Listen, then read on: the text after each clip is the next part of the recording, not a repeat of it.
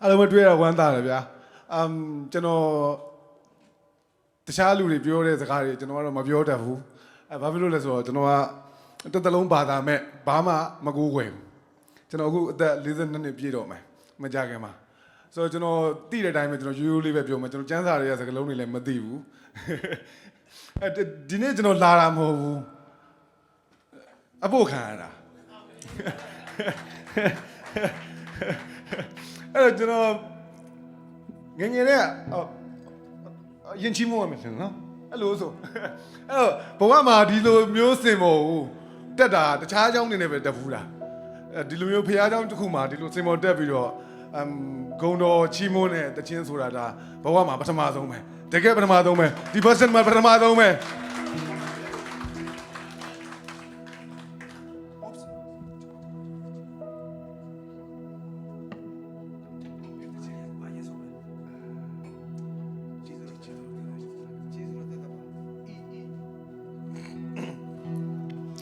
အသိသွားတာကျေးဇူးတော်ကိုသိသွားတာ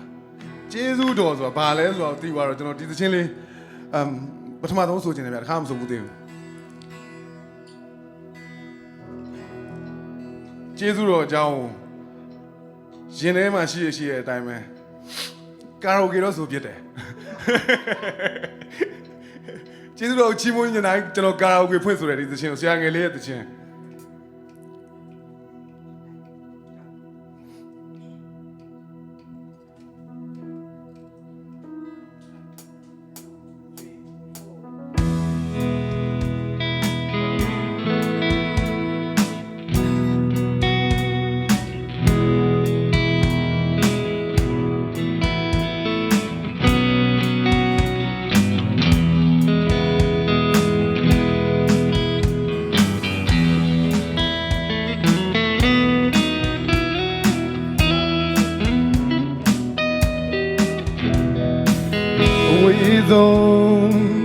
ကိုရောနဲ့ဝေးဆုံးမှာကျွန်ုပ်ရောက်ခဲ့ချိန်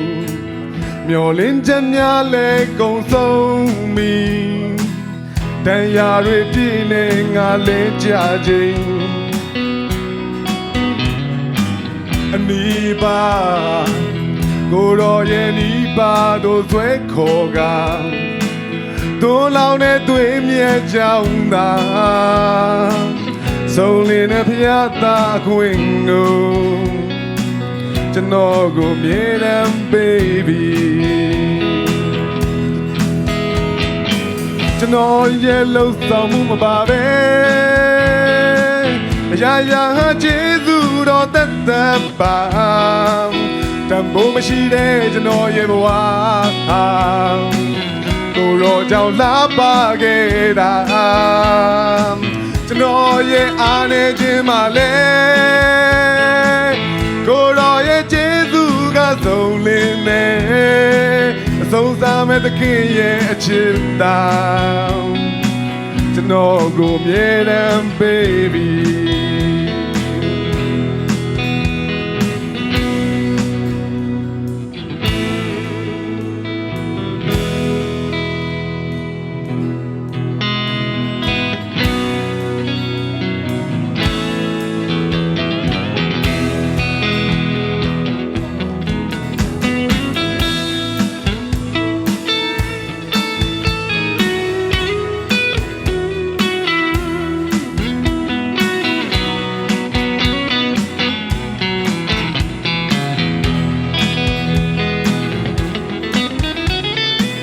အဝေးဆုံး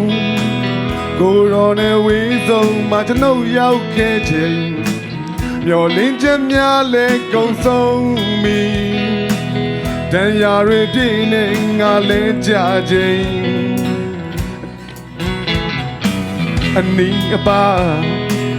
ကိုရောရဲ့နီးပါတို့ဆွဲခေါ်ကသွန်လောင်တဲ့သွေးမြဲကြောင်းသာဆုံးလင်းတဲ့ဖျားသားခွင်ကိုကျွန်တော်ကိုမြဲတမ်း baby ကျွန်တော်ရဲ့လှုပ်ဆောင်မှုမပါပဲအရာရာဟာကျေးဇူးတော်သက်သက်ပါတန်ဖိုးမရှိတဲ့ကျွန်တော်ရဲ့ဘဝ ကိုရောကြောင့်လာပါခဲ့တာကျွန်တော်ရဲ့အားနေခြင်းမှလည်းကိုရောရဲ့ကျေးဇူးကဆုံးလင်းနေအဆုံးစားမဲ့သခင်ရဲ့ချစ်တာကျွန်တော်ကိုသိမ့်ပိုက်ခဲ့ပြီ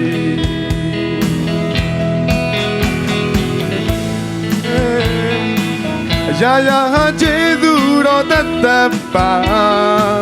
တန်ဖို့မရှိတဲ့ကျွန်တော်ရဲ့ဘဝဟာကိုရောကြောင့်လာပါခဲ့တာကျွန်တော်ရဲ့အားနေခြင်းမှလည်းကိုရောရဲ့ကျေးဇူးကဆုံးလင်းနေဆုံးစားမဲ့သခင်ရဲ့ချစ်တာကျွန်တော်ကိုသိမ့်ပိုက်ခဲ့ပြီဆုံးစားမဲ့သခင်ရဲ့အချစ်တာကျွန်တော်ကိုသိမ့်ပိုက်ခဲ့ပြီ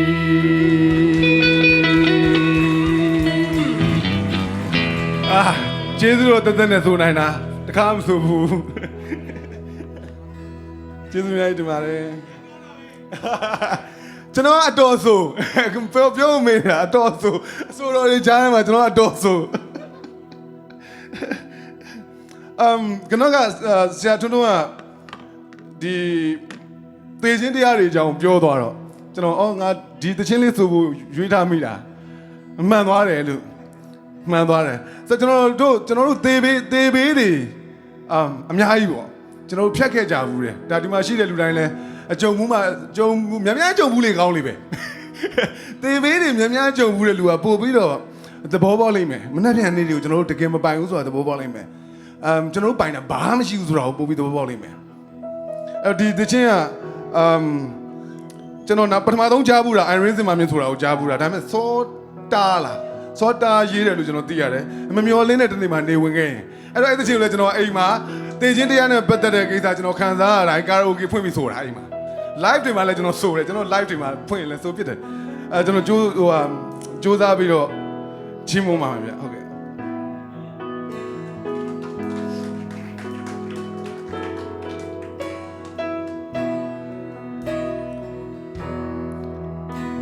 မနှက်ပြန်နေဟာငါတို့မပိုင်ဘူးနော်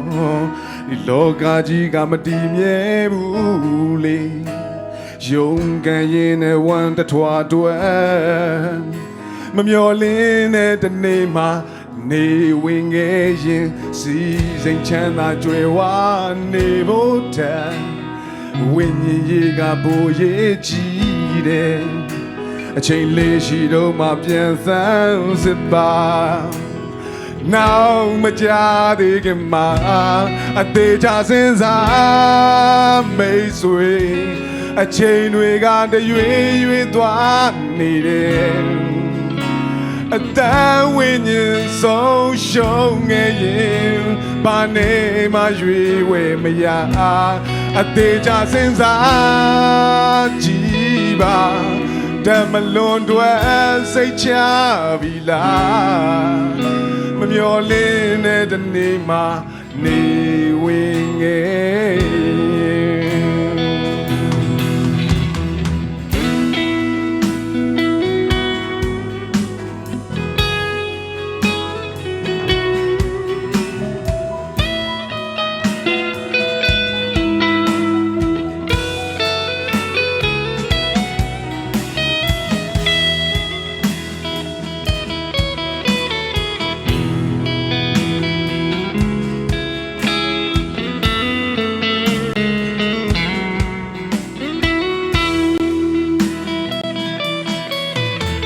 မနှက်ပြန်နေဟာငါတို့မပိုင်ဘူးနော်ဒီလောကကြီးကမတည်မြဲဘူးလေယုံကန်ရင်နဲ့ဝမ်းတထွားတွဲမမျော်လင်းတဲ့တနေ့မှာနေဝင်ခဲ့ရင်စီစိမ်ချမ်းသာကြွယ်ဝနေဖို့တန်ဝိညာဉ်ရေးကပိုရေးကြည့်တယ်အချိန်လေးရှိတော့မှပြန်ဆန်းစစ်ပါနောက်မကြသေးခင်မှာအသေးချစင်စားမိတ်ဆွေ အချိန်တွေကတရွေ့ရွေ့သွားနေပြီအသက်ဝိညာဉ်ဆုံးရှုံးခဲ့ရင်ဘာနဲ့မှရွေဝဲမရအသေးချစဉ်းစားကြည့်ပါတမလွန်တွေစိတ်ချပြီလားမမျော်လင့်တဲ့တနေ့မှနေဝင်ခဲ့ရင်စဉ်းစားမိတ်ဆွေအချိန်တွေကတရွေ့ရွေ့သွားနေပြီအသက်ဝိညာဉ်ဆုံးရှုံးခဲ့ရင်ဘာနဲ့မှရွေဝဲမရအသေးချစဉ်းစားကြည့်ပါတမလွန်တွေစိတ်ချပြီလားမမျော်လင့်တဲ့တနေ့မှနေဝင်ခဲ့ရင်မမျော်လင့်တဲ့တနေ့မှနေဝင်ခဲ့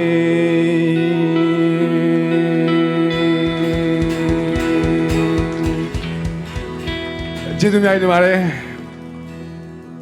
တခါလေးဆက်ပြီးတော့တက်တည်ခံလိုက်မယ်နော်ကျွန်တော်အချိန်တော့အများကြီးမသုံးဘူးဘာလို့ဆိုတော့အကုန်လုံးလည်းပင်ပန်းနေကြတာဆိုတော့လေနော်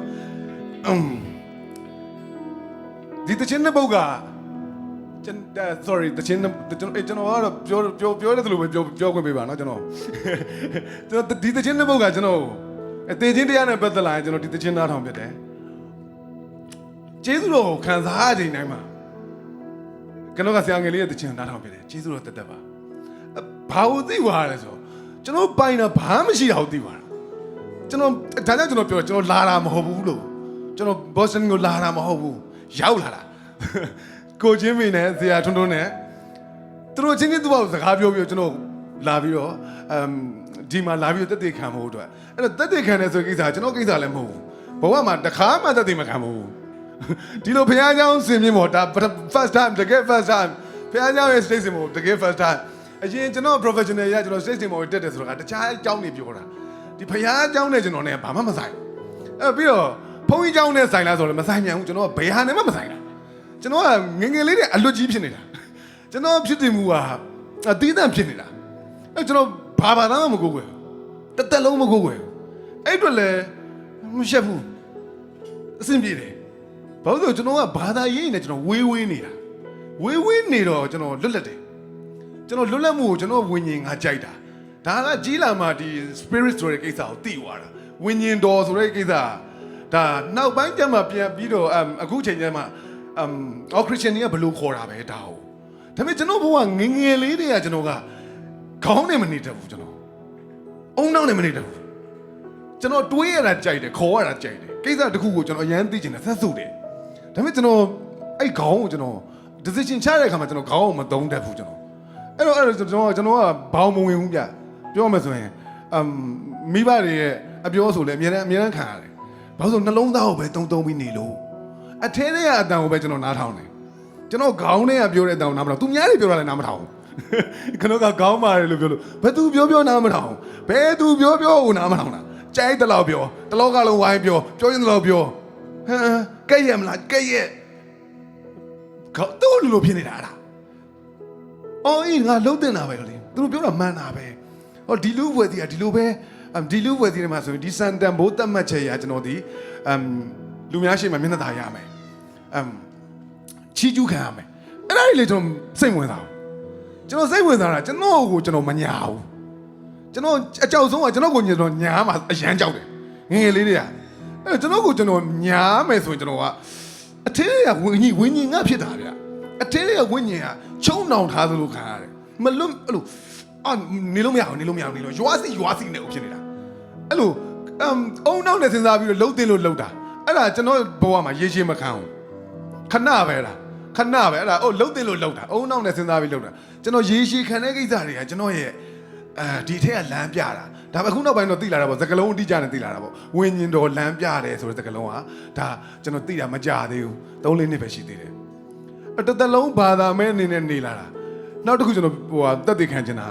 ကျွန်တော်ဘဝကိုကျွန်တော်မပိုင်ဘူးဆိုတော့ကျွန်တော်ဆယ်ကျော်တက်တွေကသိတယ်ကျွန်တော်ဘဝကအပို့ခံနေရတာအခုဘော့စတန်ကိုရောက်လာသလိုပဲအပို့ခံနေရတာဟ ဟိုနေရာပို့လိုက်ပြန်ပြီဒီနေရာပို့လိုက်ပြန်ပြီဟိုရောက်သွားပြန်ပြီငါတီဆောက်နေတာဒါမဟုတ်ဘူးဟိုဘက်ငါကြိုးစားနေတာဒါဟင်းတရားငါမျောလင်းတာဒါဟင်းဒါဆိုနည်းနည်းတင်းလာတော့ဒီမှာတင်းလာတော့မဟုတ်လေကျွန်တော်ငငယ်တဲ့တည် something I don't know ဘယ်လိုခေါ်ရမလဲကျွန်တော်မသိဘူးတကယ်လည်းမသိဘူးဘာမှလည်းမသိဘူးဒါမှမဟုတ်ဘူးဒါကျွန်တော်လိုက်အရွက်တိုင်နေလို့ကျွန်တော်ခံစားရတယ်တကယ်မဟုတ်ဒါကြီးကတော်တော်ကျွန်တော်စောင့်ကြည့်တယ်ကျွန်တော်ကလူများတွေကိုစောင့်ကြည့်တဲ့အလုပ်တွေကိုကိုစောင့်ကြည့်တဲ့အလုပ်ကိုဝါသနာပါတယ်ကိုစောင့်ကြည့်တယ်ကိုဝေးအထဲကိုပဲအတွင်းထဲကိုကျွန်တော်ဘာလို့ကျွန်တော်ကခေါင်းသုံးပြီးနေတာမဟုတ်တဲ့အတွက်ကွာဗျာကျွန်တော်ကကိုအတွင်းထဲကိုကြည့်ဖို့တော့လိုတယ်နှမို့ဆိုကျွန်တော် GPS မှာပါပဲနဲ့ကားရှောက်ပေါ်မောင်းနေသလိုဖြစ်နေမှာပေါ့အဲ့တော့ကျွန်တော်အတွင်းထဲကိုတော့ကျွန်တော်သေချာကြည့်တယ်အတွင်းထဲကိုကျွန်တော်မကြည့်ရင်ကျွန်တော်ပြဿနာရှိတယ်အဲ့ဒါဆိုကျွန်တော် GPS မှာပါပဲကားမောင်းသလိုကျွန်တော်တို့ညဘက်မှာ headlight မရှိပဲကားမောင်းသလိုဖြစ်နေမှာအဲ့တော့ကျွန်တော်ကအတွင်းထဲကိုပဲသေချာကြည့်တယ်ငါသေချာလားသူများကိုရောက်မမေးဘူးအဖေကိုမမေးဘူးအမေကိုမမေးဘူးတငယ်ချင်းတွေကိုမမေးဘူးဘယ်သူ့ကိုမှမမေးဘူးကျွန်တော်ကိုပဲမေးတယ်အဲ့တော့ကိုမေးတာလဲကျွန်တော်ခေါင်းကိုမေးတာမဟုတ်ဘူးအတွင်းထဲကိုမေးတာဒီဟာကိုပဲမေးတာအဲ့တော့အခြေအနေတွေကိုမကြည့်ဘူးကျွန်တော်ဘယ်တော့မှမကြည့်ဒီဟာလို့ရင်တော့ဒါဖြစ်မယ်ဒါကောင်းတယ်ဒါလို့ရင်တော့လူတွေရဲ့အမြင်ပေါ့လူတွေရဲ့အမြင်ကိုကျွန်တော်တစ်သက်လုံးဂယုမဆိုင်ခဲ့တက်ခဲ့ဘူးအဲ့ဒါလဲအော်တိုကြီးခင်ဗျာအော်တိုဂီယာကားဆိုပဲအော်တိုကြီးကိုဂီယာချင်းကြမလို့အဲ့တော့ကျွန်တော်သိလိုက်တာကျွန်တော်ဘဝကျွန်တော်မပိုင်ဘူးဆိုတာကျွန်တော်သိတယ်ငါလုံးနေတာမဟုတ်ဘူးအဲ့ဒါဘာလဲအဲ့ကျွန်တော်တစ်သက်လုံးစဉ်းစားတယ်အဲ့ဒါဘာလဲကျွန်တော်အနေနဲ့များတဲ့ခရီးပေါင်းမြောင်မြောင်စွာကိုတရင်တော့ဘဝအနေနဲ့အမြန်မာပြည်နဲ့ခင်ဗျားတို့မရောက်ဘူးတဲ့ခင်ဗျားတို့ရွာတွေပဲကျွန်တော်ရောက်ဘူးလိမ့်မယ်ထင်တယ်တိုင်းသားဘောင်းစုံနဲ့ကျွန်တော်တွေ့ခဲ့တယ်အနေနဲ့များတယ်ဆိုတဲ့နေရာကြီးကျွန်တော်သွားခဲ့တယ်ဒါပေမဲ့ကျွန်တော်မှာ faith ရှိတယ်အဲ့ဒီ faith ကပါကျွန်တော်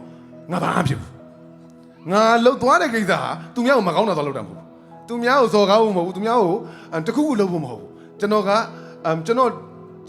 ်ချစ်တဲ့ passion အထက်မှာကျွန်တော်မှာ passion ရှိတယ်အကြီးပဲအဲ့ဒီ passion ကလူမြင်ဟာအတွက်ကျွန်တော်တရင်တော့ဖြစ်ခဲ့တာတရင်တော့14နှစ်လုပ်ခဲ့တယ်ဆိုမြန်မာနိုင်ငံလုံးရှောက်သွားရခဲ့တယ်တရင်တော့မဖြစ်ချင်မဲ့တရင်တော့ဖြစ်လာတာဒါကြောင့်ကျွန်တော်ပြောကျွန်တော်ဘဝကျွန်တော်မဖြစ်ချင်တာတွေပဲဖြစ်လာတာလို့ဒီနေ့ဒီချိန်ထိဟိုနေ့ကတော့တချင်းတစ်ပုတ်ကတော့ worship team ကဆိုတဲ့တချင်းတွေမှာနာမည်တွေပါပြောင်းပေးတယ်ဆိုတဲ့တချင်းလေးတစ်ပုတ်ကျွန်တော်ကြားလိုက်တယ်he changed my name လား yeah အဲ့ဒါကျွန်တော်တကယ်နော်ကျွန်တော်ဘဝမှာကျွန်တော်မိဘပေးထားတဲ့နာမည်ကအချိန်တန်တော့သူ့ဘသူရေဝင်းသူဆိုတဲ့နာမည်ပြောင်းသွားတယ်အဲ့ဒါတရင်တော့မဖြစ်သေးဘူးတရင်တော့ဖြစ်လာတဲ့အချိန်မှာကျွန်တော်အဲ့ဒီနာမည်လေးကိုသုံးလိုက်တယ်ရဲဝင်းသူဆိုပြီးဘာလို့အဲ့ဒီနာမည်ကကျွန်တော်ကြပြားလေးစားရေးပါဗျာပကြီးတွေပါဆွဲအနုပညာလေ့လာနေတဲ့အချိန် artist ဖြစ်နေတာကျွန်တော်ဘန်ကောက်မှာနေတဲ့အချိန်အသက်20မှာကျွန်တော်တက္ကသိုလ်တက်တာ artist ဖြစ်နေတာပကြီးဆွဲကျင်တာစပင်းရှေးကြီးပဲဆရာပြောသလိုပဲစပင်းရှေးကြီးနဲ့ artist ဖြစ်နေတာcontemporary artist ခေတ်ပြိုင်အနုပညာသမားတယောက်ဖြစ်နေတာပကြီးဆရာဖြစ်နေတာတရင်တော့တကားဖြစ်ချင်တကားမှဖြစ်ချင်တရင်တော့တနေ့တိုင်းတူတူစားတော့ပျော်ပါနေတာဒါပေမဲ့တရင်တော့မဖြစ်ချင်ခဲ့ဘူးဒါပေမဲ့သူ့လိုတရင်တော့ဖြစ်သွားတယ်သူ့လိုတရင်တော့ပြောဟာ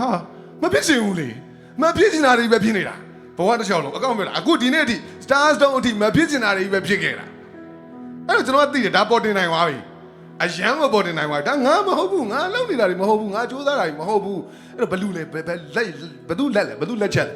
ချက်တော့ရှိရမယ်လေဗျာဟုတ်တယ်မလားလက်ချက်တော့ရှိရမယ်အဲ့တော့ name he changed my name ကျွန်တော်ကတချင်ထဲမှာကြားလိုက်တယ်တကယ်ကျွန်တော်နာမည်ကိုပြောင်းရမယ်အချိန်မှာရဲဝဲသူနာမည်ကိုတက်ပလိုက်တယ် star stone ကျွန်တော်ရွေးတာမဟုတ်ဘူးကျွန်တော်ပေးတာမဟုတ်ဘူးသူ့လိုဖြိုးဆိုရအောင်ဒါပေမဲ့ channel ဘောင်းစုံနေ message ဘယ်လိုပေးလဲဒါဒီမှာရှိတဲ့လူတွေကျွန်တော်အထူးတလဲဘာမှပြောစရာလုံးမထင်ဘူးကောင်းငယ်ကနေ message တွေကကျွန်တော်တို့ရှိကိုဘယ်လိုရလဲအဲ့ဒီ message တွေကိုခံယူတတ်သွားရင်ဟာဘဝဂျင်မီရဲ့မိကွက်များတခြင်းတွေရလို့ပဲငါရှိရမိကွက်များငါကိုလမ်းပြဆိုမလားမိကွက်တွေလိုမျိုးလင်းလာတာကိုကျွန်တော်မြင်ရတယ်အဲ့တော့ကျွန်တော်က Bible တမန်ကျမ်းစာအားဖြင့်ကျွန်တော်ကနားလေတာမဟုတ်ဘူးကျွန်တော်ကတမန်ကျမ်းစာကပြီးတော့မှကျွန်တော်ဒါကမင်းဖြစ်တာကဒါတစ်ချက်ချင်းကျွန်တော် reveal လုပ်တာကျွန်တော်ကိုအမင်းတလုံးမင်းစဉ်းစားလာနားမလဲတာဒါတစ်ချက်ချင်းကိုလိုက်ရှင်းပြခဲ့တာအဲ့ဒါလည်းတိတ်စဉ်းစားနေရမလို့သူ့လိုအော်တိုပွင့်တယ်အော်တိုpark ဟာဒါပဲဒါဆိုရင်ငါဘဝတစ်ချောင်းလုံးဖြစ်ခဲ့တာတွေကဒါပေါ့ဆိုအဲ့ အရန်လေအဲ့ဒါကျွန်တော်ထိုင်တွေးတာမဟုတ်ကျွန်တော်ထိုင်တွေးတာမဟုတ်အဲ့တဘွားလုံးကိုယ့်အကိုသိတယ်ဟမ်ငါဘွားငါမပိုင်ဘူးငါဘွားငါမပိုင်ဘူးဆိုကျွန်တော်ကတော့ကချင်းနေရလို့ပဲမနှက်ပြန်နေကိုကျွန်တော်ပိုင်စရာအကြောင်းဘာအကြောင်းမှမရှိကိုဘွားမကိုမပိုင်တာအဲ့ဒါဘယ်သူပိုင်တာလဲဒီမှာရှိတဲ့လူတွေကျွန်တော်အထူးတလဲဘာမှပြောစရာမလိုဟိုမှာဆရာသမားတွေအကုန်ကိုကျွန်တော်ထက်ချုပ်နိုင်တဲ့လူတွေကြီးပဲအဲ့ကျွန်တော်ပြောနေတာကကျွန်တော်ဘဝလေးကိုရိုးရိုးလေးပဲကျွန်တော်တကယ်တမန်ကျမ်းစာတွေစကားလုံးတွေလည်းတကယ်မသိပါဘူးအဲ့ကျွန်တော်ဘဝကိုကျွန်တော်ကတောက်လျှောက်ကြည်လာတာမဟုတ်ဘူးအနေရည်လက်ကင်းတယ်အနေရည်လက်ကင်းတယ်ထောင်တွေတန်းတွေကြမယ်ဝေးပေးတယ်လေကင်းတယ်အခုအမေရိကကိုဘော့စတန်မပြောနဲ့အမေရိကကိုရောက်လာတာအမေရိကကိုလာတာမဟုတ်ဘူးရောက်လာတာအနာသိမ်းမှုဖြစ်စဉ်ပြီးတော့ပြေးတာကထိုင်းကိုပြေးတာအမေရိကရောက်လာတယ်ကိုပြေးတဲ့ထိုင်းကိုမရောက်ဘူးမရောက်သွားတော့အမေရိကရောက်လာတယ်အမေရိကတကယ်မလာချင်တာစိတ်ကူးလည်းမရှိဘူးတကယ်မှအိမ်မက်လည်းမမှတ်ဘူးသွားလဲချင်လိုက်တာဆိုတဲ့စိတ်ကူးလည်းမရှိဘူးကျွန်တော်မှတကယ်ကိုမရှိတာမရှိဘူးကျွန်တော်အသက်20တည်းကကျွန်တော်ပြပမှာထွက်နေခဲ့ရတယ်အသက်20မှာပြပမှာထွက်နေတာလဲကျွန်တော်ထွက်နေခြင်းလို့မဟုတ်ဘူးအဲ့လိုပဲအပို့ခံကျွန်တော်ကအကုန်တောင်းလျှောက်အပို့ခံနေကျွန်တော်ဘဝတခါမှလည်းအချိန်မကြောက်ကျွန်တော်သိလိုက်ပြီငါဘဝငါမပိုင်တဲ့နောက်တော့အခြေကြခြင်းတွေအချိန်မကြခြင်းတွေအဲ့ဒါတွေကျွန်တော်တို့မဆိုင်ဘူးဗျဒါကိုကျွန်တော်သိသွားတာခင်ဗျားကြိုက်တဲ့လောက် sorry နော်ကျွန်တော်စကားလုံးလဲဟိုကျွန်တော်ပြောတတ်တယ်လို့ပဲပြောတာနော်ဟိုခင်ဗျားဟိုကျွန်တော်ခင်ဗျားနဲ့ပြောတာအချင်းပါနေလို့ sorry ပါအဲ့တော့ခင်ဗျားကြိုက်တဲ့လောက်အခြေကြခြင်းအမေရိကမှာအခြေကြခြင်းဟမ်ငါဘဝကိုငါမပိုင်ဘူးဆိုတာသိသွားရင်လေအခြေကြခြင်းတာတွေလည်းမရှိတော့မကြခြင်းတာတွေလည်းမရှိတော့နတ်ဖန်ငါဆိုတဲ့ကိစ္စတော့ခင်ဗျားမပူတတ်တော့ဘူးဖြစ်သွားမယ်အဲ့တော့ဘိုင်ဘယ်မှာဘာပြောလဲမနက်ဖန်ငါအတွက်မစိုးရိမ်နဲ့တဲ့အဲ့ဒါကိုနားလေဖို့ကလေကျွန်တော်ကဘဝနဲ့နားလဲတာဘိုင်ဘယ်ဖက်ပြီးနားလဲတာမဟုတ်ဘူးဘိုင်ဘယ်ရဲ့စကားတွေကိုဖခင်ရဲ့နှုတ်ကပတ်တော်တွေကိုအခုနောက်ပိုင်းမှာတစ်ချက်ချင်းပြန်နားလဲရတာဒါပေမဲ့အရှိမကဘဝနဲ့ယဉ်ပြီးတော့တက်တွေရခဲ့ပြီလမ်းမရှိတဲ့တောအရက်မှာလမ်းကိုဖန်ဆင်းနေကြုံပြီးသွားပြီငါတို့ကိုတွေမဟုတ်ဘူးငါတို့ချောင်းသွေးတဲ့အရက်မှာစမ်းရည်တွေကိုစီးထွက်စေတယ်ဟာငါကြုံပြီးသွားပြီတောထဲမှာပြောပြမယ်အနာသိမှုဖြစ်စဉ်ပြီးတော့တလခွဲအကြာမှာပြေးရတော့ဘယ်ကိုပြေးတာလဲကျွန်တော်ထိုင်းနိုင်ငံချင်းမိုင်မှာကျွန်တော်9မိနစ်နေလာတာကျွန်တော်တို့ DVB ရုံးခွဲလည်းရှိခဲ့တယ်ဒါပေမဲ့အဲ့ချိန်မှာရုံးကပိတ်ထားတယ်ဘာလို့ရုံးကကျွန်တော်အဲ့တုန်းကလုပ်တဲ့သတင်းဌာန DVB ကပြည်တွင်းထဲကိုအလုံးစုံပြန်ဝင်ခဲ့တာဖြစ်တဲ့အတွက်ချင်းမိုင်ရုံးကြီးပိတ်ထားတယ်ကျွန်တော်တို့တာဝန်ကချင်းမိုင်ကိုပြန်ရုံးဖွင့်အဲ့တော့ main passport တွေပါရတုံးလို့မရဘူးလေးမြဲနဲ့သွားလို့မရဘူးအဲ့တော့ထိုင်းနယ်ဇက်ကနေကျွန်တော်ကတရားမဝင်ခိုးဝင်ရမှာ passport ရှိတယ်ခိုးဝင်ရမှာဒါပေမဲ့ကျွန်တော်ထိုင်းနိုင်ငံမှာခိုးမဝင်ဘူးတခါမှဒါပေမဲ့ကျွန်တော်မှာ face ရှိတယ်ကျွန်တော်ကဘာမှမသိပေမဲ့ကျွန်တော် face ရှိခဲ့တယ်တစ်သလုံးဒါကျွန်တော်သက်သေခံတာခင်ဗျားတို့အားလုံးကျွန်တော်ဘာမှတော့မသိဘူး something တော့ something ကျွန်တော်သိတယ်ငါမဟုတ်ဘူးဆိုတာလည်းသိတယ်ဒါပေမဲ့အဲ့ something ကိုကျွန်တော် face ရှိတယ်မဲဟိုဘာခေါ်လဲမခေါ်တတ်တာလေဘာမှမသိတာကိုဘာသာမဲ့ဟိုအဲ့တော့အဲ့ဘာမှမသိတဲ့ဟာကိုတော့ကျွန်တော်သိတယ်အဲ့တော့သိတော့ဘယ်ခလောက်ခီးထွက်ဘာဖြစ်ကျွန်တော်မကြောက်ဘူးအကိုမကြောက်ဘူးလားဘာကြောက်တယ်ရှိတယ်ငါမသိဘူးငါထောင်ကြစရာအကြောင်းမရှိဘူးသိမှလည်းမကြောက်ဘူးမကြောက်ဘူးအဲ့မကြောက်တဲ့စိတ်ကတွေးလို့မရဘူးနော်သိမှမကြောက်တဲ့စိတ်ကလေလှုပ်ယူလို့မရဘူးနော်သူ့အလိုလိုဖြစ်တာအဲ့တော့အခုနောက်ပိုင်းသိလာတာအော်ဒါဟာဖျားကြီးကလာတဲ့ငြိမ်သက်ခြင်းဟာမီးပင်လေကိုကြော်ပြီးဓာတ်တောင်ကိုကြော်ပြီးမီးပင်လေကိုဖျက်လို့ပါရတယ်ဆိုတော့အဲ့ဒါကလူလုံးယူလို့မရတဲ့ဟာကြီးဆိုတော့ကျွန်တော်သိတယ်လူဟာသေးကြောက်စရာကောင်းတာတွေနဲ့တွေ့တဲ့အချိန်မှာလူဟာတုံနေအဲ့ဒါကိုကြိုက်တဲ့လောက်ထိကြောက်စရာကောင်းတာပိုကြီးလေပိုတုံလေပဲဘုရားသခင်ညင်တဲ့ဖြစ်ပြပါဘုရားသခင်ညင်တဲ့ဖြစ်ဘုရားသခင်ညင်တဲ့ဖြစ်ဘုရားသခင်ညင်တဲ့ဖြစ်မရဘူးဆိုတော့ကျွန်တော်အများကြီးဖြတ်သန်းပြီးသွားပြီဒါအခုနောက်ပိုင်းသိပြီးတာတော့မှဖြတ်သန်းပြီးသွားပြီတကယ် faith လို့တာအဲ့ဒီဟာငါတကယ်ဘုရားသခင်ရှိကညင်တဲ့ချင်းကရမှာလို့တကယ်ယုံရင်တကယ်ရတယ်စက္ကန့်ပိုင်းတွင်ရတယ်အဲ့ဒါငါတို့ဘာမှကျွန်တော်မရွတ်တတ်ဘူးเนาะကျွန်တော်သူ့လည်းမတောင်းဒီလိုမျိုးတေချာမတောင်းတတ်ဘူးကျွန်တော်တောင်းလုံရဲတာတခုပဲရှိတယ်ကျွန်တော်ဒူးထောက်ရဲတယ်ဒူးထောက်ရဲတဲ့တတိကျွန်တော်မှရှိတယ်ဒါကဟိုနည်းနည်းကြားဖောက်သွားလို့အဲ့တော့ပြေးတာကထိုင်းချင်းမိုင်ကိုပြန်ပြေးတာတောထဲမှာနေခဲ့ရတာလက်နက်ကင်နေနဲ့တနက်လည်းမရှိဘူးကင်မရာကိုရီမှာရှိတာကင်မရာတွေမိုက်ခရိုဖုန်းတွေ laptop တွေပဲရှိတာ ရောက်တဲ့ချိန်နှွေရာဒီပူချစ်နေတာပူချစ်နေတာပူချစ်နေတာကျွန်တော်တို့တောင်ကုန်းတကုန်းပေးထားတယ်ဟာဒါမင်းတို့နေရမယ်နေရโอเคကျွန်တော်သတင်းတော်တွေအများကြီးပဲ15ရောက်20လောက်ရှိတယ်ပူတာအဲ့မှာဒီအိမ်လေးသားအိမ်လေးတစ်လုံးပဲပါတယ်အဲ့သားအိမ်လေးနဲ့ကဲ့ရမှာအုတ်ကန်အကြီးပဲအုတ်ကန်အမေတော်ထဲမှာမိသက်ကိုနှိုးလိုက်လို့ရှိရင်ဆန်းချောင်းနဲ့ရေကအဲ့အုတ်ကန်တွေကိုအရောက်လူတွေအားလုံးကရေချိုးလို့ရတယ်အေးအေးကြောင်တတရာဖြစ်နေတာကိုရမသိဘူးကျေးဇူးတော်မခံစားတတ်သေးဘူးနှွေရပူတာအုတ်ကန်ထဲမှာအမလေးရေတွေချိုးကြတာတောင်ရင်းမြစ်ထဲရေစင်းကူးတယ်ဆိုတာကိုရီးယားညနေခင်းလေးရေကူးကန်သွားတဲ့ထားမျိုးရေမရှိလို့တောင်ရင်းမြစ်ထဲကိုရေစင်းကူးတာမဟုတ်ဘူးရေစင်းချိုးတာမဟုတ်ဘူးတက်အပြော့စင်းချိုးတာဒါပေမဲ့နှောက်ရကြတက်တည်ရလာတယ်ဗျအခုတော့ပြောတတ်သွားတာပေါ့နော်တက်တည်ပေါ့ကျေးဇူးတော်ခံစားဖို့အကြောင်းတရားပေါ်လာတခြားနေရာတွေမှာအဲ့လိုပဲကျွန်တော်တို့လူမဲ့တခြားဌာနတွေလည်းရှိတာပေါ့သူတို့မှာရေမရှိလို့တောင်ရင်းမြစ်ထဲမှာဆင်းပြီးချိုးကြတာဝဲတွေတောင်ပေါက်တယ်ကျွန်တော်တို့တောင်ကုန်းပေါ်မှာကရေတွေရှံနေတာအမြဲတမ်းရှံနေတာအရှံပဲဖြစ်နေတာအေးစေပဲရေရှားပါမှုကိုကျွန်တော်တို့ကတောထဲမှာနှွေရသည်မှာတော့မခံအောင်အဲ့ဆိုင်းကြီးကလည်းအေးနေတာအဲ့ဆိုင်းကြီးကနေမှမိသက်နဲ့မောင်းပြီးတော့ရေတင်ထားတာပိုင်းတယ်ပြောချင်တာကတခြားဒီလိုပဲကိုလိုသူလိုငါလိုဒီတောထဲမှာပဲဒီအခွင့်အရေးပဲဒါပေမဲ့ကျွန်တော်တို့ရှိမှာပဲရှိနေတာအဲ့ဒါကိုနောက်ပိုင်းမှာ6သွေးရဲ့ရက်မှာစမ်းရည်တွေစီးထွက်စေတယ်ဆိုတော့ဟာကြီးကတဲ့ဆို oh my god ငါခံစားပြီးပြီအဲ့ဒါငါတို့ခံစားခဲ့ပြီကျေးဇူးတော်ပဲအဲ့ဒါကျေးဇူးတော်ဆိုတဲ့ဟာကကျေးဇူးတင်တတ်မှကျေးဇူးတော်ကိုခံစားတတ်တာဗျကျေးဇူးကျွန်တော်ကတော့တဲ့ပဲပြောတယ်ကျွန်တော်တို့မြန်မာနိုင်ငံမှာလူတွေကျေးဇူးတင်ရမှာအမတန်တွန့်တိုတယ်ကျေးဇူးတင်ရမှာအမတန်တွန့်တိုတယ်ကျေးဇူးတင်ရမှာတွန့်တိုတဲ့လူကကျေးဇူးတရားကိုနားလဲစရာခံစားရစရာအကြောင်းပါမရှိဘူးတရားကျေးဇူးတင်ရမှာကျေးဇူးတင်စရာဘာကြောင့်ရှိလဲဘာကိစ္စကျေးဇူးတင်မှာရာဆငါလာပြီးဘာအောင်ကျေးဇူးတင်မှာကိုတမင်းကိုစားပြီးအဲ့လိုဟာလေအဲ့ဒီကိစ္စအရှမ်းများနေတယ်ဘာလို့ကျွန်တော်တိုင်းပြည်မှာကျွန်တော်ပူတာဝကနေစားပြီပူတာဝကနေစားပြီအိမ်မှာဆိုရင်မနေဘူးပူတာဝကနေစားပြီးတော့ဘေကျိုးစုထိကျွန်တော်အများကြီးဟိုအပျော်ခီးထွက်တာမဟုတ်ဘူးနော်ဒုက္ခတွေကိုလိုက်ကြည့်တာဒုက္ခတွေကိုလိုက်တင်ဆက်တာစစ်ပွဲတွေဒုက္ခတွေရဲ့မျက်ရည်တွေကျွန်တော်မေးလိုက်လို့ငိုဝိုင်းလို့နေတာမဟုတ်ဘူးတပုံကြီးသူတို့ရဲ့တကယ်ခင်ဗျားတို့ဘဝမှာကြားဘူးတဲ့အဖြစ်ဆိုးခြင်းကိုကျွန်တော်လာပြောအဲ့ဒါတွေအားလုံးခင်ဗျားတို့ရဲ့မြန်မာနိုင်ငံမှာကြံခဲ့တဲ့ဒေသတွေမှာဖြစ်နေတာတကယ်ဖြစ်နေတာအဲ့ဒီလူတွေကိုကျွန်တော်ကကိုယ်တိုင်သွားကြည့်လာအဲ့တော့အပျော်ခီးထွက်တာမဟုတ်အဲ့တော့ဒီတိုင်းပြည်မှာဘာတွေပျောက်ဆုံးနေတာလေးကိုကျွန်တော်ကငါတွေးဟာအဲ့ဒါလေထိုင်တွေးစရာမလိုတာ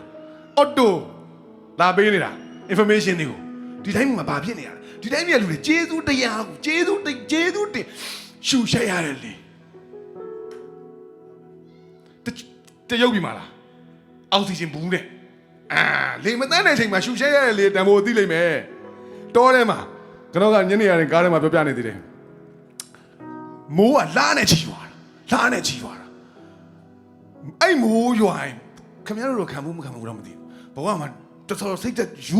ကျင်တယ်အဲ့မိုးယူထိုင်ကြည့်ပြီးတောထဲတောင်ထဲမှာလေတောထဲတောင်ထဲဆိုတော့မှန်းကြည့်ပေါ့ဒီလိုတိုက်တွေတာတွေမှမဟုတ်တာမိုးကြီးတနေ့ကုန်ရွာနော်မိုးလင်းလည်းမိုးရွာနေညအိတ်ခဏလေးမိုးရွာနေဟိုပြီးတော့မိုးရွာဆိုတော့လေကျွန်တော်တို့နေရတဲ့ shelter တွေဟိုကျန်းကင်းတွေကလုံတာမဟုတ်ဘူးဟို6တဲ့နေရာကိုပြောင်းပြီးတော့နေရတာအဲ့ရတွေစိုးနေတာနေထွက်လာလားနဲ့ချီပြီးတော့မိုးရွာပြီးတဲ့နေလျောင်လေးစထွက်လာတော့ကျွန်တော်တို့ပြေးပြီးကတာပျော်တာအဲ့နေကိုပျော်တာဟမ်နေထွက်တာပဲကွယ်အရီဇိုနာသွားကြည့်ပါလား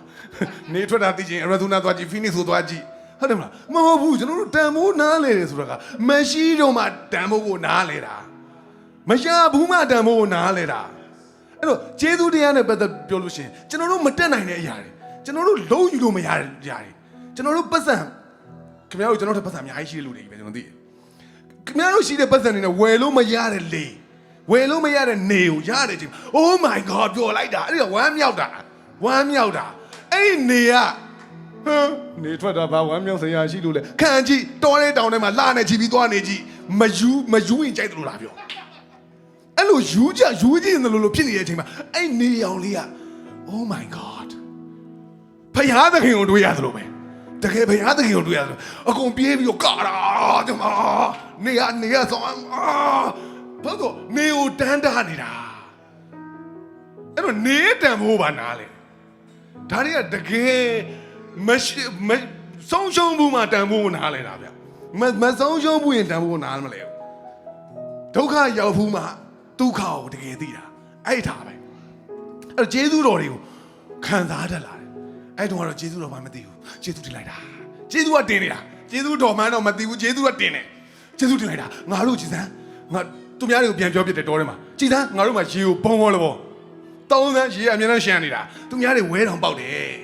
်ဒီတော်တဲ့တခုတည်းဒီ area တခုတည်းမှာသူများတွေမှာရေရှားတယ်ငါတို့မှာပေါ်ဟာကျေးဇူးတင်လိုက်တာဘယ်လိုကျေးဇူးတင်လဲကျွန်တော်ကောင်းငင်ကိုကြည်ကျေးဇူးတင်တာကျေးဇူးတင်တယ်ဘယ်သူမှတော့မသိဘူးကောင်းငင်ကိုတော့ကြည်ပြီးကျေးဇူးဘာကိုသွမ်းလို့ရတာမှမဟုတ်တာကိုသွမ်းလို့ရတာမဟုတ်ဘူးအဲ့တော့ကိုသွမ်းလို့မရတဲ့ကိစ္စကိုကျွန်တော်ရိုးရိုးသားသားသိတယ်ဘာလို့ကျွန်တော်ကိုသိလို့ကျွန်တော်ကိုအမြဲတမ်းသိအောင်နေတဲ့လူဖြစ်တယ်ကိုကြောင့်မဟုတ်ဘူးဆိုကျွန်တော်သိတယ်ငါသွမ်းလို့မဟုတ်အနေရကင်းသွားတာမဟုတ်ဘူးငါသွမ်းလို့ထောင်ထဲမရောက်တာမဟုတ်ဘူးငါသွမ်းလို့တေဘေးကနေလွတ်သွားတာမဟုတ်ဘူးငါသွမ်းလို့အောင်မြင်မှုတွေရတာမဟုတ်ဘူးဆိုတော့ကျွန်တော်ကောင်းသိတယ်တကယ်ကျွန်တော်အဲ့ဒါကြောင့်မလို့ရဲဝင်းသူဖြစ်အောင်လဲကျွန်တော်မလုပ်ခဲ့ဘူးစတားဆုံးဖြစ်အောင်လဲကျွန်တော်မလုပ်ခဲ့ဘူးဘာဖြစ်အောင်မှကျွန်တော်မလုပ်ခဲ့ဘူးကျွန်တော်ဘဝကိုကျွန်တော်တနေ့ချင်းပဲကျွန်တော်နေတယ်တနေ့ချင်းပဲကျွန်တော်အကောင်းဆုံးစိတ်ထားကောင်းအောင်ပေါ့စိတ်ထားကောင်းအောင်မေတ္တာစေတနာရင်းနဲ့ချစ်ချင်း love အဲ့ဒါကိုသိသွားတာဒီချစ်ချင်းမေတ္တာဟာဒီလေစိတ်အဲ့စိတ်ကကျွန်တော်တို့ download ဆွဲလို့မရဘူး Amazon ကနေမှာလို့လည်းမရဘူးချစ်ချင်းမေတ္တာမရဘူးခင်ဗျာ$1 millionရှိပြီးတော့ချစ်ချင်းမေတ္တာရမယ်လို့ထင်နေလားဆူတောင်းလေကျွန်တော်အဲ့လိုပဲပြောမယ်မရဘူးချစ်ချင်းမေတ္တာ$1 millionနဲ့ဝယ်လို့မရဘူးချစ်ချင်းမေတ္တာအပေါ်ကနေအလိုလိုစီးသေးလာတဲ့အရာဖြစ်တယ်အော်တိုခံစားရတဲ့အရာဖြစ်တယ်လုံးယူလို့မရဘူးဖြည့်ဆည်းလို့မရဘူးဖန်တီးလို့မရဘူးအဲ့ဒါကကျွန်တော်တို့ဘာမှလုပ်လို့မရဘူးကျွန်တော်တို့ကလက်ခံသူသားဖြစ်တယ်အဲ့ရှိတဲ့ချစ်ချင်းမေတ္တာတွေကဖာဝါဖြစ်တယ် miracle တွေကိုလုံနိုင်စွမ်းရှိတယ်ဆိုတော့ကျွန်တော်ငါတို့တွေအသက်သေခံမယ်ဆိုရင်နောက်2ရက်3ရက်လောက်ကုန်သွားလိမ့်မယ်ဒါကြောင့်မြန်ကျွန်တော်အနှစ်ချုပ်နေတာဘာသာမေကြီးကအနှစ်ချုပ်နေတာနှစ်ချုပ်နေတာဘာသာမေကြီးကကျေးဇူးတော်ကိုတလုံးသိတယ်တကယ်သိတာကျေးဇူးကိုတင်တယ်ကျေးဇူးတင်စရာကောင်းရင်စိတ်ထဲကနေလည်းကျေးဇူးတင်တာဟာကျေးဇူးတင်စရာကောင်းလိုက်တာအဲ့တုန်းကတော့ဘသူ့ကိုတင်မှန်းမသိဘူးတင်နေတာပဲကျေးဇူးတင်စရာကောင်းလိုက်တာပြီးရင်ကျွန်တော်ချစ်ချင်းမေတ္တာကိုယုံကြည်တယ်အဲ့ဒီကျမ်းပိုက်ကဘာလို့ကျွန်တော်ဖေကကြပြာရေးတယ်ကြပြာရေးတော့အဲ့တော့ကျွန်တော်လည်းကြပြာရေးပဲစရင်းနေတာအချိန်ပေါ့18 18အရွယ်မှာဖေကသူ့ကြပြာထဲမှာစာသားလေးတစ်ခုကိုတမန်ကျမ်းစာအုပ်ထဲကနေလှန်ပြီးတော့ဖေကခရစ်ယာန်မဟုတ်အဲ့တော့ဖေကဘာသာမဲ့ကျွန်တော်ဖေကဘာသာမဲ့မမေကတော့သူမီယိုဖလာဗုဒ္ဓဘာသာပေါ့မျိုးရိုးစင်သက်ကိုးကွယ်လို့ဗုဒ္ဓဘာသာပေါ့သူလည်းဖျားရှိခိုးတာမတွေ့ဘူးကျွန်တော်အဲ့တော့ကျွန်တော်အိမ်မှာဖျားစင်မရှိဘူးတကယ်မရှိဘူးကျွန်တော်မွေးလာတဲ့အိမ်မှာဖျားစင်ဘာဖျားစင်မှမရှိတာအယံ freedom freedom ကျွန်တော်လူမန်းသိတဲ့အိမ်မှာဘာသာရေးလေဟိုချွန်တက်တွေတို့ဟိုဆွဲထားတဲ့ဟာတွေဘာရုပ်တုဘာမှမရှိဘူးအဲ့ဒါကျွန်တော်မွေးဖွားကြီးပြင်းလာတယ်ကျွန်တော်မိသားစုဟာအဲ့ဒီဘာသာရေးနဲ့ကင်းလွတ်တယ်အဲ့တော့ကျွန်တော်ဘာသာရေးနဲ့ကင်းလွတ်တဲ့လူတစ်ယောက်ဖြစ်လာတယ်ပြီးတော့ကျွန်တော်အရွယ်ရတော့တဲ့အချိန်မှာလဲစာအုပ်စာပေတွေဖတ်တယ်အတွေးခေါ်တွေကိုလေ့လာတယ်အဲ့ဒီမှာလဲလွတ်လပ်ခွင့်ပေးထားတဲ့အိမ်က freedom ပေးထားတယ်ဘာသာရေးကိုမသိဘဲနဲ့သွားပြီးတော့မလုံးနဲ့ပြီးတဲ့အချိန်ကျမှကိုကြိုက်တာကိုပါကိုမကိုကိုလည်းဘာမှမဖြစ်ဘူးကြိုက်တယ်စေကျော်တက်လေကြိုက်တာမိဘမကိုကလည်းရတယ်ဆိုတော့မကိုရတယ် is ပို့လွတ်လပ်တယ်ဒါကြောင့်ဘာသာရေးတော့မလုပ်အဲ့တော့ပြောချင်တာကအဲ့ဒီကျေးဇူးတော်တို့ဒီအဲ့ကြပြားထဲမှာဘာပါလဲဆိုတော့ကျွန်တော်စာလန်ဒီပါလဲကျွန်တော်မကျွတ်တတ်ဘူးချစ်ချင်းမေတ္တာမှာတပါအဘယ်အကျွေးမှမတင်သေးနဲ့တဲ့အဲ့ဒါကျွန်တော်ဟတ်တီးတာကြပြားတွေပါစပြီးရေးနေတဲ့အချိန်မှာဖေကြပြားထဲမှာအဲ့ဟာတော့တွေ့ချစ်ချင်းမေတ္တာမှာတပါတခြားဘယ်အကျွေးမှမတင်ဟာမိုက်တယ်အဲ့ဒါကိုသူကအောက်မှာပြန်ပြီးတော့ reference ပေးထားတယ် Bible တွေကဘာကိုသူယူသုံးထားတာပေါ့အဲ့တော့ကျွန်တော်ချစ်ချင်းမေတ္တာကိုငယ်ငယ်လေးတွေကယုံကြည်တယ်ချစ်ချင်းမေတ္တာသာဒီလင်းကျွန်တော်တို့လူနဲ့လှုပ်လို့မရတဲ့ miracles လို့ခေါ်တယ်ကျွန်တော်တို့အုံနောက်နဲ့လိုက်လို့မမီတဲ့တကူပါလားချစ်ချင်းမေတ္တာမှာဒါလင်းတကူပါလားဒေါသမှာတကူမပါဘူးမာနာတွေမှာတကူမပါဘူးကျွန်တော်တရားဟောလို့များဖြစ်နေလားမသိနော်ကျွန်တော်တက်တည်ခံနေတာ sorry ကျွန်တော်မြန်လုပ်ပါမယ်အဲ့တော့ဘာသာရေးနဲ့ဝေးနေတဲ့မိသားစုမှာမွေးဖွားလာတယ်ဘာသာရေးနဲ့အဝေးကြီးတစ်သလုံးနေတယ်ကိုယ့်ဘောက်လုံးစရာရှိတာတွေကိုချစ်ချင်းမေတ္တာနဲ့လုပ်တယ်ကျွန်တော်မှာ passion ရှိတယ်ကျွန်တော် professional နဲ့ပတ်သက်ပြီးတော့ကျွန်တော် profession နဲ့ပတ်သက်ပြီးကျွန်တော် passion ရှိတယ်ချစ်တယ်ကျွန်တော်အလုပ်ကိုကျွန်တော်အရန်ချစ်တယ်သေလောက်အောင်ချစ်တယ်သေရဲတယ် အဲ့သေးတာတွေမသေးတာတွေထောင်ထဲရောက်တာတွေမရောက်တာတွေကကျွန်တော်ရဲ့ရာဇဟိုဘယ်လိုခေါ်မလဲစိုးရိမ်စိတ်ထဲမှာမရှိတာအဲ့တော့အခုပြန်နားလဲတာကတော့ဒါတွေအားလုံးကျွန်တော်မှကြောက်ရွံ့ခြင်းတွေအဲ့လိုခရီးတွေမှာအနေရကင်းတာတွေစိုးရိမ်စိတ်မရှိတာတွေချစ်ချင်းမြတ်တာကိုကျွန်တော်ယုံကြည်တာတွေအဲ့ဒါတွေကကျွန်တော်ပိုင်တာတွေမဟုတ်ဘူးဆိုတာလည်းကျွန်တော်သိတယ်အခုချိန်ကတော့သိပါပြီအဲ့ကြောင့်အရာရာဂျေဇုတော်တက်တက်ပါဆိုတာကိုကျွန်တော်ခံစားလိုက်ရတာအယမ်းခံစားရတယ်ကျွန်တော်ဘဝမှာဖြစ်ဖြစ်သမျှအရာရာကျွန်တော်လုပ်တာတခုမှမဟုတ်ဘူးဆိုတော့ကျွန်တော်မြင်ပြီးသွားပြီကျွန်တော်လုပ်တာတခုမှမပါဘူးဒီနေ့ဒီမှာလာပြီးစကားပြောနေတာကျွန်တော်လုပ်တာလည်းမဟုတ်ဘူးစတားဆုံးဖြစ်လာအောင်လည်းကျွန်တော်မလုပ်ဘူးကျွန်တော်လုပ်တာတခုပဲရှိတယ်ကျွန်တော်အထဲတွေကဘာနှိုးစော်လဲကျွန်တော်အဲ့ဒါကိုယုံကြည်တယ်နှိုးစော်အဲ့နှိုးစော်တဲ့ခါကလည်းကျွန်တော်ချမ်းသာဖို့မဟုတ်ဘူးကျွန်တော်ကြွယ်ဝဖို့မဟုတ်ဘူးကျွန်တော်သူများကိုမတရားလုပ်ဖို့တို့အကောက်ကြံဖို့အဲ့ဒါမဟုတ်ဘူးလေကျွန်တော် pure ဖြစ်တဲ့ချစ်ချင်းမြတ်တာနဲ့လူတွေကိုကျွန်တော်ဘာပေးနိုင်မလဲကျွန်တော်ပတ်စံမရှိဘူးပတ်စံလည်းမပေးနိုင်ဘူးကျွန်တော်ပေးနိုင်တာရှိတယ်အဲ့ဒီဟာကိုကျွန်တော်ပေးရမယ်ဆိုတော့တာဝန်လည်းရှိတယ်အဲ့တာဝန်ကိုကျွန်တော်ပျော်ပျော်ကြီးလုပ်နေတာနေ့တူဝါပဲအဲ့တော့ကျွန်တော်ပျော်တယ်ဝမ်းမြောက်တယ်ဆိုတာကြီးကလည်းကျွန်တော်လုပ်ယူလို့မရဘူးဗျဝမ်းမြောက်ခြင်းကကျွန်တော်တို့ဂျေမီပြောသလို night club မှာသွားလို့လည်းသွားခဲ့ပြီမူရသေးဝါးကြီးလည်းအများကြီးသုံးခဲ့ပြီဟဲ့လားဟိုဟာဆေးကြောက်ရှူတာတော့မှဆေးကြောက်တောက်တာတော့မှကျွန်တော်ဖျက်လိုက်တာ2နှစ်လောက်ပဲရှိသေးတယ်ဆိုတော့ပြက်တာလည်းဒီလိုပဲလေသူကသူအခုအနက်တော်မခံနိုင်တာကားပေါ်မှာပါလာတဲ့လူတွေအဲ့သူကသူလေအိမ်မှာဆေးကြောက်တောက်ပြီးတော့ကားပေါ်တက်လာတော့ကျွန်တော်အနက်မခံနိုင်တော့ဘာလို့အုံနောက်နဲ့ဖျက်လိုက်တာမဟုတ်သူကသူအော်တိုကြီးဖြစ်သွားတာလေပြင်းသွားပြီတော်ပြီကွာအဲ့တော့ကျွန်တော်သိတယ်ကျွန်တော်အထဲထဲအရင်နှိုးစော်တယ်ပြီးရင်အပြင်မှာဖြစ်စေတယ်ဆိုတာကိုကျွန်တော်ဘဝတစ်လျှောက်လုံးကျွန်တော်သိတယ်အထဲထဲမှာကျွန်တော်အရင်ဖြစ်စေတယ်ဒီကိစ္စဟာရွာတိဖြစ်လာပြီရွာတိဖြစ်လာပြီဖြစ်လာပြီဆိုရင်အခုနောက်ပိုင်းတော့သိပါပြီပေါ့ဒါဟာဝิญဉ်တော်လမ်းပြတာဆိုတာကိုကျွန်တော်အခုတော့သိပါတော့ပေါ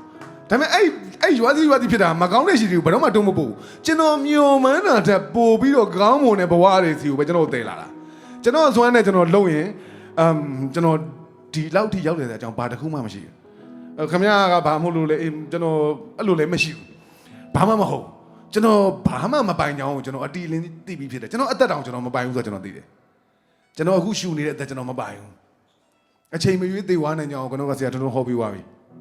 ပြောပြီးသွားပြီအချိန်မရွေးကျွန်တော်သေသွားနိုင်တာအဲ့တော့ကျွန်တော်မှမန်တက်ဆရာရှိလားမရှိဘူးကျွန်တော်တို့မှမန်တက်ဆရာဘာမှမရှိဘူးခင်ဗျားတို့မန်တက်ဆရာရှိတဲ့ကိစ္စတွေဘလာဘာတွေပဲပိုင်တာနေချင်းညာချင်းဖခင်လက်ထက်မှာလက်ဖြောက်တီးရင်ပျောက်သွားမှာအကုန်လုံးကသူပေးထားလို့ရရဆိုတော့ကျွန်တော်ပေါ်တင်သိလိုက်ရဟာလို့ငါစွမ်းသားတယ်တခုမှမပါဘူး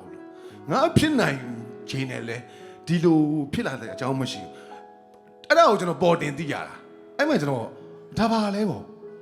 ဒါပါလဲအဲ့တော့ faith နဲ့ပတ်သက်ဆို faith ဆိုတဲ့စကားလုံးကိုကျွန်တော်က Bible လမ်းမသိတာမဟုတ်ဘူးကျွန်တော်တဘဝလုံးကျွန်တော်မှာ faith ရှိတယ်မမြင်ရဘူးဒါပေမဲ့အဲ့ဒါကို faith ရှိတယ်ကျွန်တော်စွမ်းမဟုတ်တာကိုကျွန်တော်သိတယ်ဂျေဇုတရားနဲ့ကျွန်တော်နေတတ်တယ်ဂျေဇုတင်တတ်တယ်ဂျေဇုတရားကိုအမလီမျက်ရည်ကျပြီးတော့ခံစားတတ်တယ်ဂျေဇုတော်လို့မသိခင်တုန်းကတော့မှဖယားသခင်ရဲ့ဂျေဇုတော်လို့မသိခင်တုန်းကတော့မှကျွန်တော်ဂျေဇုအဲ့ဒါအထဲမှာဗျအဲ့ဒါကျွန်တော်လုပ်လို့မရဘူးဗျကျွန်တော်တို့ Amazon ကနေမှာလို့မရဘူးငါတော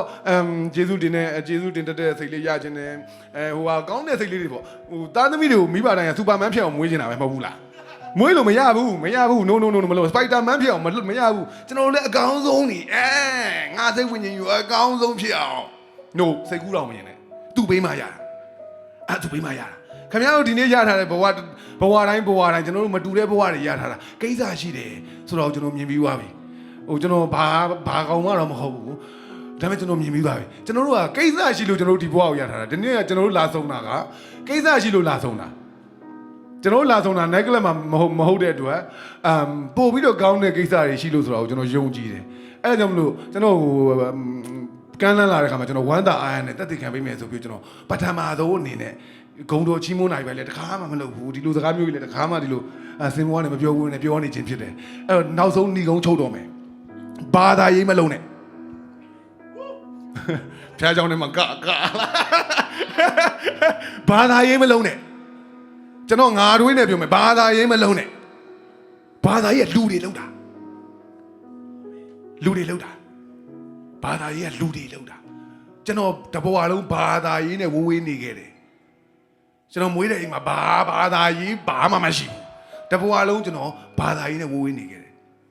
ဒါဆိုဖယားကိုဘာလို့သိပါလဲဖယားတကယ်နှလုံးသားကိုပဲကြည်တာ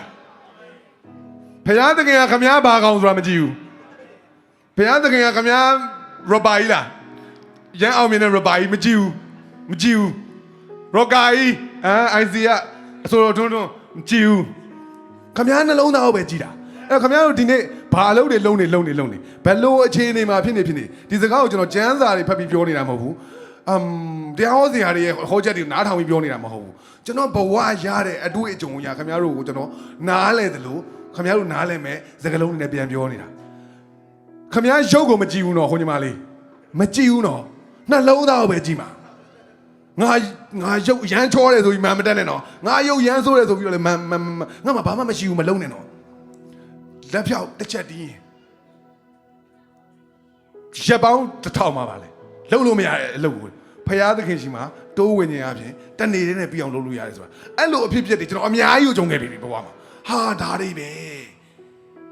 အဲ့တော့ကျွန်တော်တက်သေးပေါ့နော်တက်သေးလို့ချင်းတောင်းရလိမ့်မယ်ဂျီမီယာပြောသူ့ရဲ့တခြင်းနောက်ဆုံးမှာတက်သေးလို့ချင်းတောင်းရလိမ့်မယ်ကျွန်တော်တခါမတောင်းဘူးဒါပေမဲ့တက်သေးတွေကအလိုရတယ်ကျွန်တော်သိချင်နေတယ်အဒီကရွာသီးဖြစ်နေအေး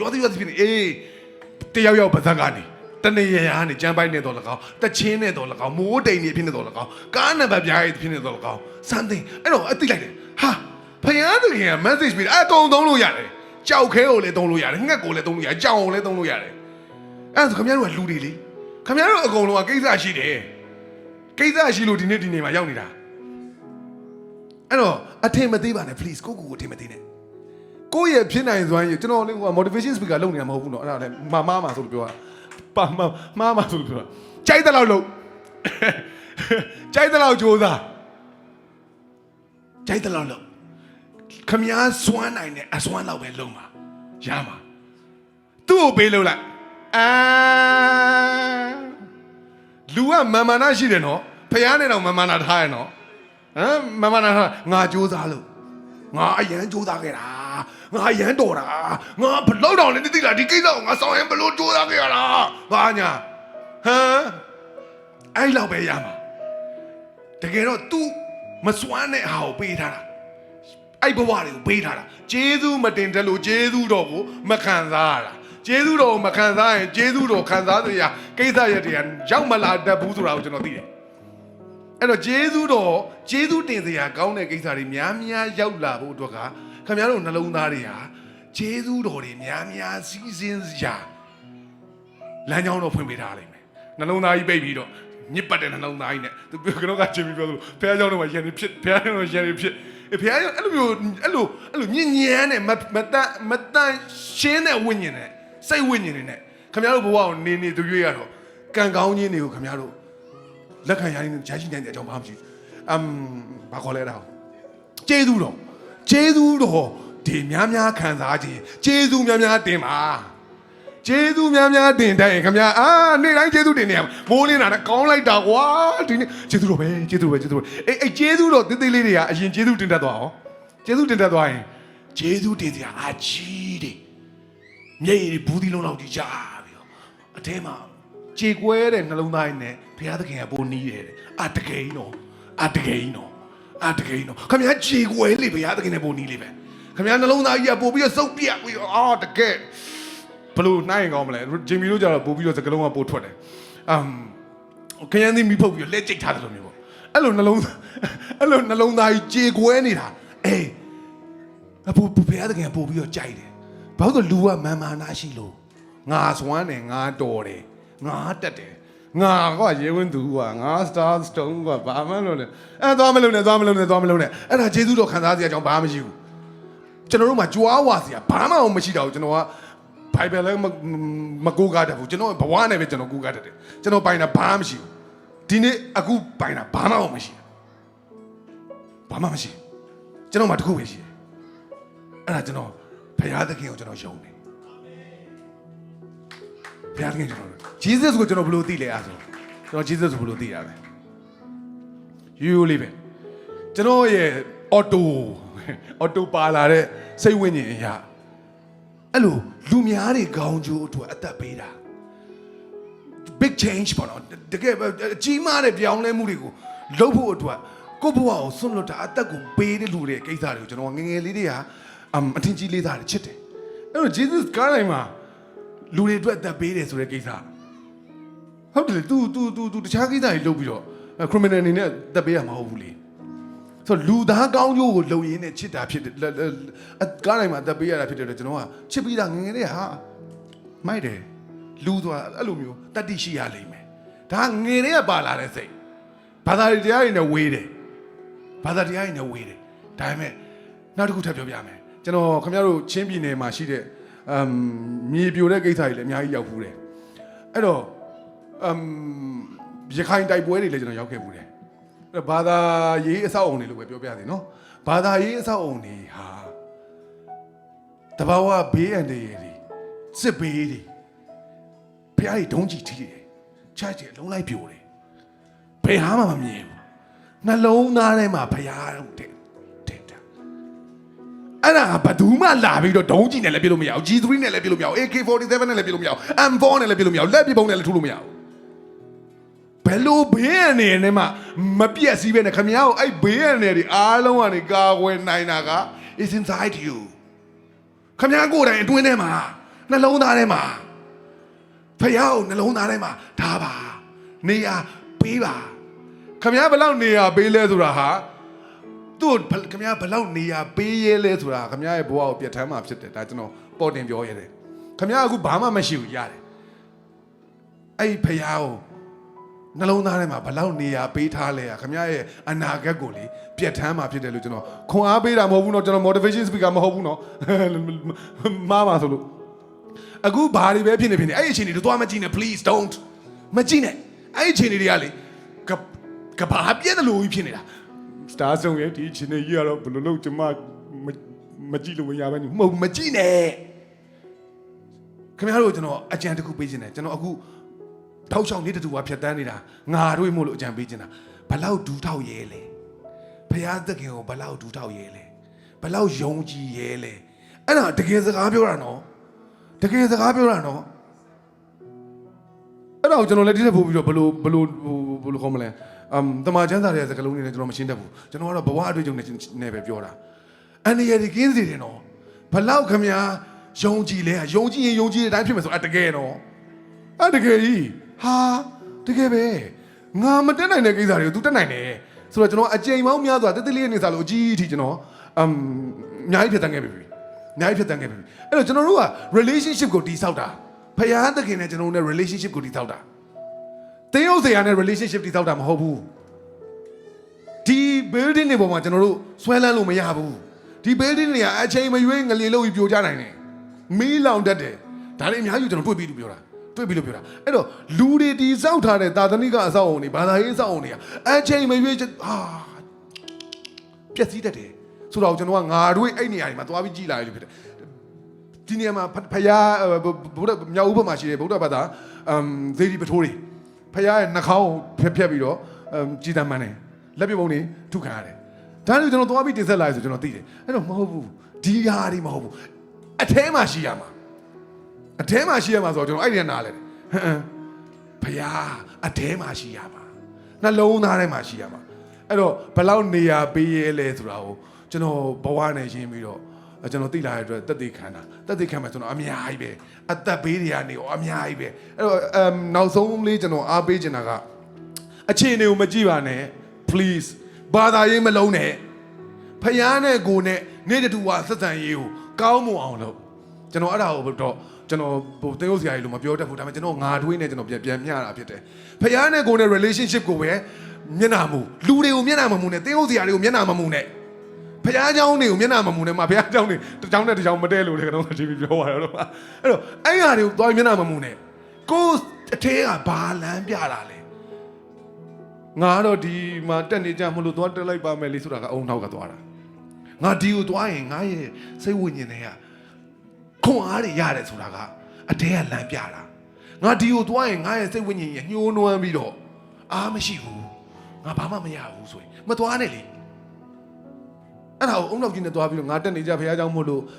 ဆိုရရတယ်အဲ့တော့ဖရားမျက်နှာကိုပဲကြည့်ပါလို့ကျွန်တော်တိုက်တွန်းနေတယ်အခြေအနေတွေကိုမကြည့်ပါနဲ့ဖရားမျက်နှာကိုပဲကြည့်ပါယုံရင်ယုံသလောက်ဖြစ်မှာ အဲ့ဒါကိုကျွန်တော်သိတယ်အဲ့ဒါလေးကိုကျွန်တော်မျှချင်တယ်အခုကျွန်တော်ဒီခရီးကယုံကြည်ခြင်းနဲ့ကျွန်တော်ရောက်လာတာဖြစ်တယ်ယုံလို့ကျွန်တော်တက်တည်ခဏယုံကြည်ပြောနေတာဒီစကားတွေဖြစ်တယ်ဘာဆက်ဖြစ်မှာလဲနှစ်ဖက်မသိဘူးအဲ့တော့ကျွန်တော်ဘောကဘာလို့ဆိုကျွန်တော်လောက်တာမဟုတ်ဘူးဆိုတာသိသွားတော့မပူတော့ဘူးလေအဲ့ဒါဆိုရင် Bible ထဲမှာပြောတဲ့မနေ့ဖြန်အတွက်မပူနဲ့ဆိုတာကိုကျွန်တော်ကအော်တိုရတယ်ထိုင်ရွတ်နေကြမလို့မနေ့ဖြန်အတွက်မပူနဲ့မနေ့ဖြန်အတွက်မပူနဲ့မနေ့ဖြန်ရွတ်စရာမလိုအော်တိုနားလဲတယ်ဘာလို့ဆိုကျွန်တော် live တစ်ခုလုံးတည်သူလုံးတယ်သူ့လက်ရာဆိုတာကျွန်တော်သိတဲ့အတွက်ကျွန်တော်တိဆောက်စရာမလိုတော့ကျွန်တော်ဘဝကိုကျွန်တော်တိဆောက်တာထက်သူတိဆောက်တာကိုသူတိဆောက်တာပုံမိုက်မယ်ဆိုတော့ကျွန်တော်သိတယ်ယုံတယ်ဘာလို့ကျွန်တော်တဘဝလုံးသူတိဆောက်ပေးခဲ့ပြီကျွန်တော်ဒီဘဝဟာကျွန်တော်တိဆောက်တဲ့ဘဝလုံးဝမဟုတ်ဒီနေ့ဒီချိန်ဒီငငယ်လေးတွေကနေဒီနေ့ဒီချိန်ဒီကျွန်တော်လက်ရပါတခုမှမဟုတ်ဘူးသူ့လက်ရတွေပဲဆိုတော့ပြောရင်းနဲ့ကျွန်တော်သက်သေခံတယ်